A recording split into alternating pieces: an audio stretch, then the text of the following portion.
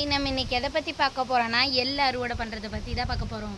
இது வந்து ஒரு 4 மாதத்துக்கு முன்னாடி நம்ம காடுலாம் டிராக்டர் வச்சு ஓட்டி உளுந்து அதுக்கப்புறம் இப்போ விதைச்சிருந்தோம்.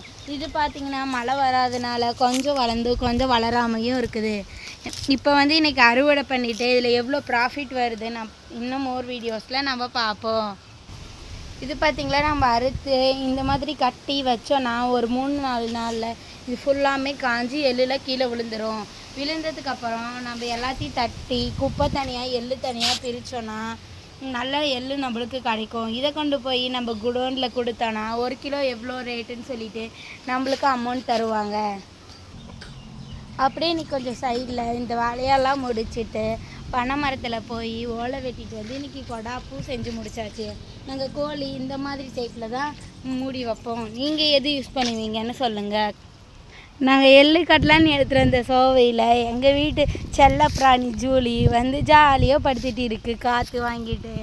அப்படியே எங்கள் வீட்டில் மாடெல்லாம் பார்த்திங்களா எப்படி கட்டியிருக்கோம். அறுத்த உடனே பக்கத்து வீட்டுக்காரங்களாம் வந்து கட்டி விட்டுறாங்க. இதுக்கு ஏதோ தெரிஞ்சால் என்ன சண்டை போடலான்னு சொல்லி கமெண்ட் பண்ணுங்கள்.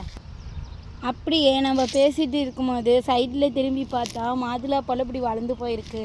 சாப்பாடலான்னு வந்து பார்த்தா இன்னும் 1 வாரம் இதுக்கு வெயிட் பண்ணணும் போல். அப்படியே மாதுளப்பழம் செடிக்கு பக்கத்தில் நெல்லிக்காய் மரத்தில் நெல்லிக்காய் தெரிகிற மாதிரி இருந்துச்சு. அங்கே வந்து பார்த்தா நெல்லிக்காயெலாம் இருக்குது. இதை ஒரு 2-3 பிச்சு அப்படியே சாப்பிட்டுக்கலாம்.